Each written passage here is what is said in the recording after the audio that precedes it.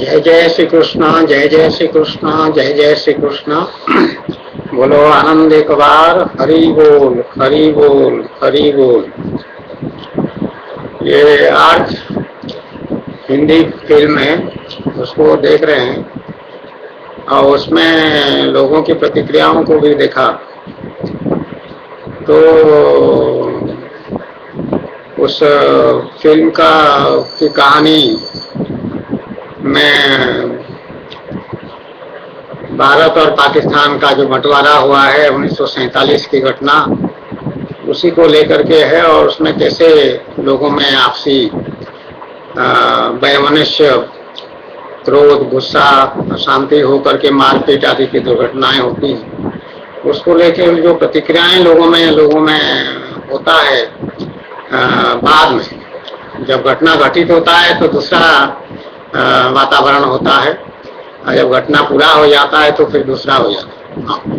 फिर बुद्धि ज्ञान सब काम करना लग पड़ते हैं और कहते हैं ये नहीं होना चाहिए था, ये होना चाहिए था, इस तरह की बातें करने लग पड़ते हैं। लेकिन जब मौका पे घटना घटित हो रहा हो, जब वातावरण बहुत तनावपूर्ण हो जाता है और एक दूसरे को मारने काटने के लिए सब तैयार हो जाते हैं, संप्रदाय के आधार पर, जाति के आधार पर, धर्म के नाम पर, ये या देश के विभाजन के बंटवारे को, जमीन के बंटवारे को लेकर के कि ये हिंदुस्तान है, ये पाकिस्तान है, तुमको वहां जाना चाहिए, हमको यहाँ रहना चाहिए, ये सब बातें करके इसका ये सब व्यवहारिक पहलू जो दिखाई पड़ता है। जैसे नाटक में, रंगमंच में नाटक दिखाया जाता है, और उसी तरह से ये सिनेमा वाले बनाते हैं, जो फिल्म बनाने वाले, वो हिंदी मूवी या इंग्लिश मूवी, जो भी मूवी बनाने वाले होते हैं, ये एक कहानी को लेकर के पात्रों का चयन करके उसी कहानी को दोबारा दिखाते हैं। तो ये माया के अंतर माया है, इसको आम आदमी नहीं समझता। जब वास्तव में सही जीवन में, जिसको रियल लाइफ कहते हैं, रियल लाइफ में जब इस तरह की घटना घटित हो जाती है, बंटवारा को लेकर के दंगा फसाद बहुत बड़े पैमाने पर, एक दो लाशें नहीं, वो सैकड़ों हजारों लाशें दिखाई पड़ती हैं उस समय। और शायद ही कोई उसमें व्यक्ति बचता है जिसका कि बुद्धि सही काम करता है और वो कहता है कि नहीं, मैं इसमें भाग नहीं लूंगा, या दूसरों की रक्षा करने लग पड़ता है। ऐसे बहुत थोड़े लोग होते हैं। लेकिन जो सामान्य आम आदमी होता है, इसको आम आदमी कहते हैं, वो आम आदमी भड़क जाता है और वो भड़क करके वो कुछ ऐसे अनहोनी कर बैठता है जो उसको नहीं करना चाहिए। सामान्य परिस्थिति, इसको कहते हैं मॉब मेंटालिटी। तो ये जीवन में ऐसा रियल लाइफ में जो दिखाई पड़ रहा है, वो ठीक उसी तरह से है जैसे कि सिनेमा में दिखाई पड़ रहा है। और सिनेमा में मान लीजिए कोई कैरेक्टर है, हीरो है, आमिर खान है या जो भी है, वो मान लीजिए किसी को मर्डर करता है या थप्पड़ मारता है या गोली कहीं आग लगा देता है, कुछ करता है। वो सब जो काम हीरो या एक्टर जो करता है फिल्म में, मूवी में, वो अपने मर्जी से नहीं करता है। उसको डायरेक्टर बता रखा है पहले से ही, उसको कहानी दिया गया है, स्क्रिप्ट दिया गया है और उसको बताया गया कि ये तुम्हारा रोल है, तुमको ये सब करना है। चाहे इसमें बलात्कार करना है तो बलात्कार करो, और ऐसे करो जैसे कि जबरदस्त सही कर रहे हो, सही तरीके से कर रहे हो, रियली कर रहे हो, कोई बनावटी बन उसमें दिखाई ना पड़े। एकदम परफेक्ट बलात्कार करो, परफेक्ट मर्डर करो, परफेक्ट आग लगाने का काम करो, ये सब बातें करो। परफेक्ट करना है, उसको बेस्ट पॉसिबल मैनर में करना है। ये डायरेक्टर बता रखा है, तो वो एक्टिंग में वो सब कर रहा है उसी तरह से जैसे कि वो सचमुच कर रहा है। तो वास्तव में सचमुच तो नहीं कर रहा है। बाद में पता चलता है, सिनेमा जब देखते हैं तब भीड़ में जो बैठे हुए दर्शक उसमें बहुत उत्साहित हो जाते हैं, बहुत भड़क जाते हैं, और वो जो इमोशन दिखाया जा रहा है स्क्रीन के ऊपर, वो उसी इमोशन के हिसाब से अपने में उतार चढ़ाव उसका होने लग पड़ता है। अगर रोमांटिक है तो वो रोमांटिक हो जाता है, अगर मर्डर या हीरो विलेन को मार रहा है या विलेन हीरो को मार रहा है, तो उसमें उसी प्रोपोर्शन में उसी प्रकार का भाव बहुत भड़कता है अंदर से। ये इमोशन को प्ले करते हैं, इमोशन को भड़काते हैं ये कहानियां या पिक्चर या नाटक जो भी है। वो सही नहीं है, फिर भी आदमी भड़कता है, सही मायने में भड़कता है। उस समय तक जब तक पिक्चर हॉल में बैठा हुआ है।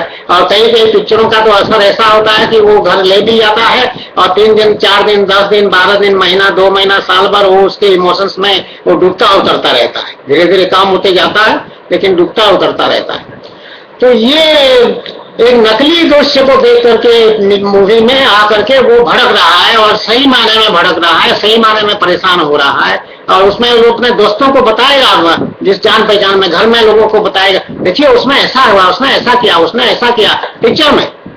बिल्कुल मिथ्या। आप पहले ही पिक्चर वाले लिख देते हैं उसमें कि ये स्टोरी जो है रियल लाइफ से कोई मतलब नहीं है, इमेजिनेशन है, काल्पनिक दृश्य है, सब कुछ पहले लिख देंगे। फिर भी वो इमोशन रियल इमोशनल एक्सप्रेस होगा।